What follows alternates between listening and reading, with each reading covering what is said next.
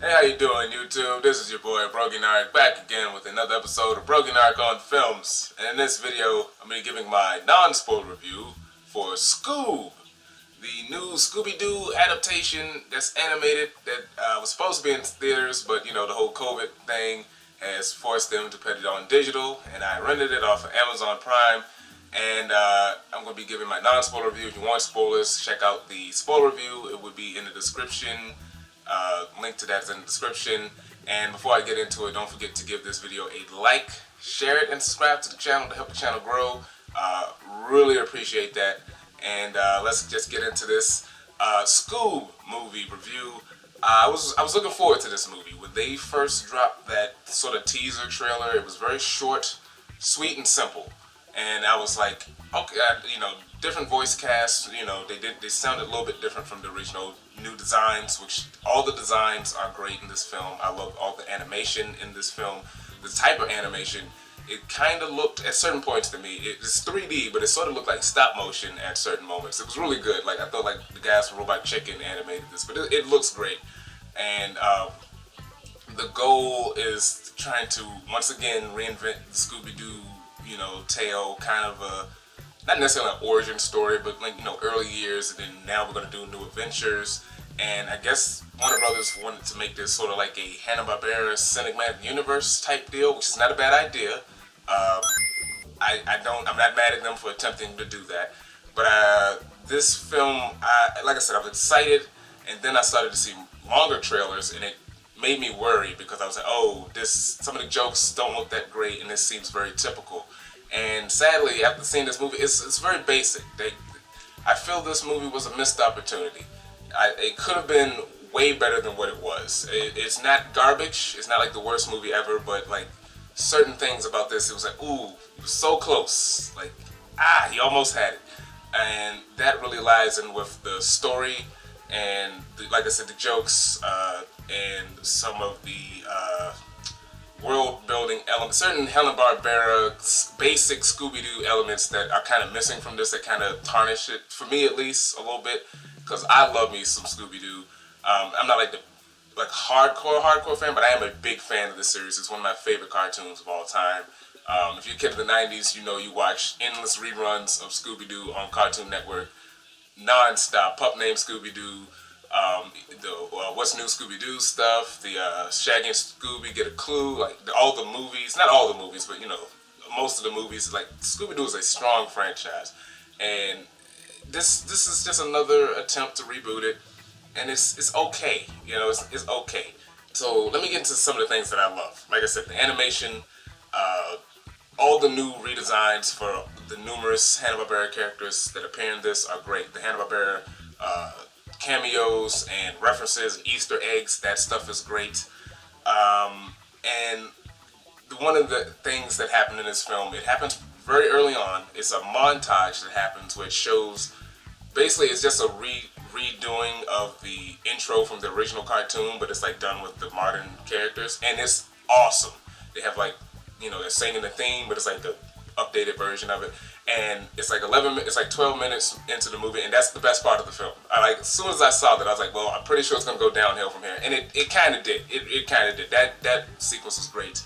The next best thing is Dick Dastardly, who is the villain in this. He's voiced by Jason Isaacs, and he's great. He plays Dick Dastardly, from Wacky Races, evil, cantankerous, typical bad guy, tech guy. He's awesome in this. He really helps hold this movie down. His character is like the best thing in this.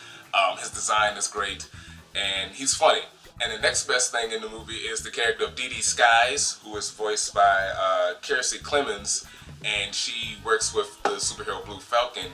And Dee Dee Skies is a minor character from Captain Caveman and the Teen Angels, but in this she works with Blue Falcon, and she's like one of his sidekicks, and she's awesome. She keeps things going. She's a cool design. She's badass. She's capable. She knows what she's doing. She's awesome. And followed by that is Dino Mutt, played by King Jong, who is awesome. And funny. He's really funny in this. He's a different version of Dino Mutt, where Dino Mutt is usually the goofball and kind of like Inspector Gadget. He's wacky and glitching, but he always ends up inadvertently saving the day. This version of Dynamite, he's very on top of his stuff, and he's very like he's serious, but he has a couple of glitches, but he's really funny. And those oh, and then the end credits. There's a sequence at the end credits that is really good. That kind of foreshadows the sort of the world building aspect. That stuff is great, and then everything else is just very hit or miss. The whole Scooby Doo gang is okay. Nothing. No one in the gang for me personally like stood out besides Scooby because he's Scooby, voiced by the original Scooby Doo, Frank Welker. But Shaggy, Will Forte as Shaggy is okay. Zac Efron as Fred is okay. Amanda Seyfried as Velma as Daphne is okay. What's her name? Gina Rodriguez as Velma is okay, but like, she's a different Velma. Like they took away a lot of the nerdy Poindexter aspect of the character and just made her just sassy, smart chick. And I'm like, that's not really Velma if you take away the Poindexter aspect of her. She doesn't say Jinkies like at all. They only say Jinkies once, and it's Fred who says it. Spoiler. And she doesn't do the whole "I lost my glasses" bit, so she's just kind of there. It was whatever.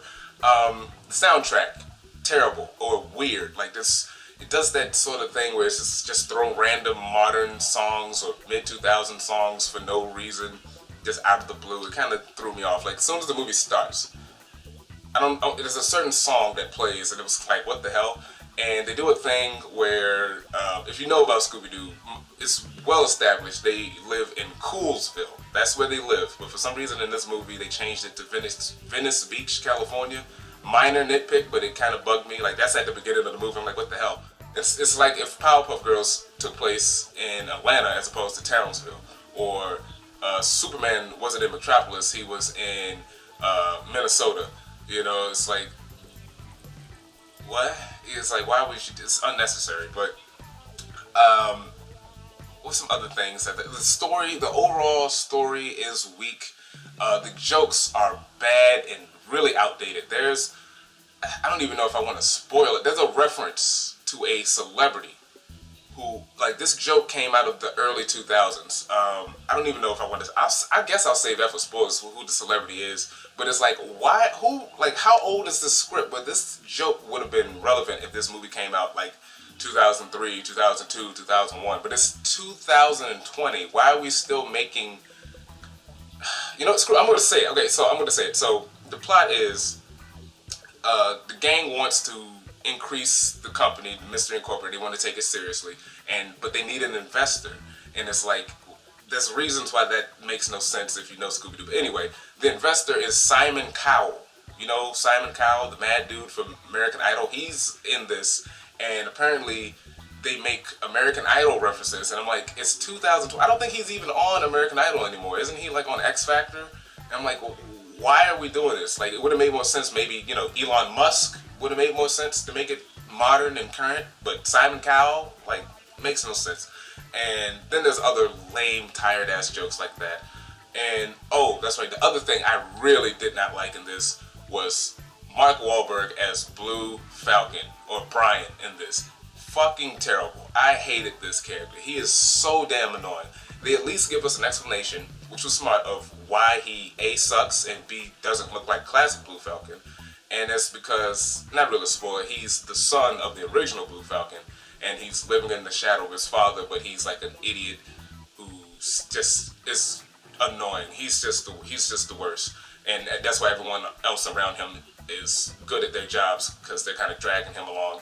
And he's just in it to look fancy and kind of party, but he's not a good superhero. And like I said, he's an idiot, and he's just so annoying. He's just the worst.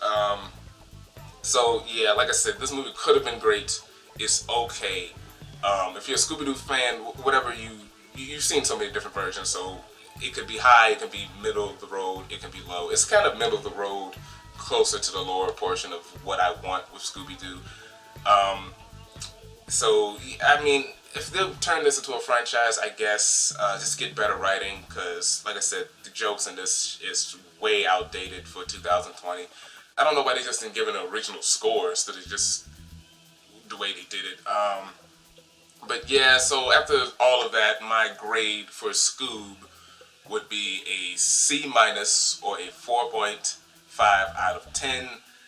Could have been greater. Wasted potential is what I would call this movie.